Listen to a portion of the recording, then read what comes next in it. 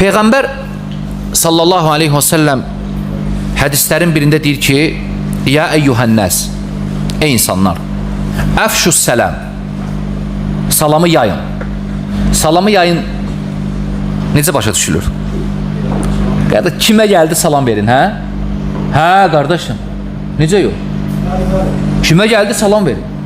Müsəlmanlardan, yəni tanıdığın, tanımadığın. Hə, kimə gəldi salam ver. Kimə gəldi o mənada ki, qardaş, fərqi yoxdur, tanıyırsan yoxsa yox. Selamu aleykum. Əfşus sələm yayın deyir. Yayın. Bizdə məəl-əsəf, çox təəssüflər olsun ki, bəziləri fətva verirlər ki, salam verəndə almayın. Ha. Onlara şiddətli hədə gəlib onlara. Onların nə qədər azğın olmasını deyib Peyğəmbər sallallahu aleyhi və səlləm. Bəs edər ki, deyir, harada görsəz öldürün. Yəni o qədər azğın tayfadır yəni.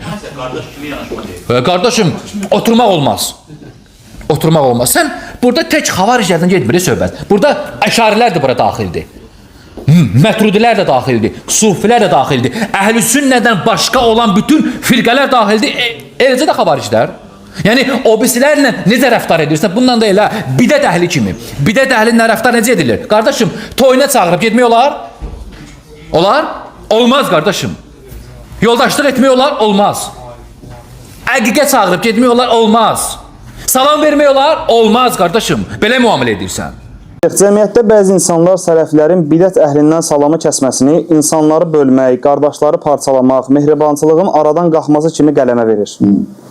Şeyx, sələflər nə üçün bidət əhlindən salamı kəsib? Sələflər bidət əhlindən salamı kəsiblər ki, bidətlərindən dönsünlər.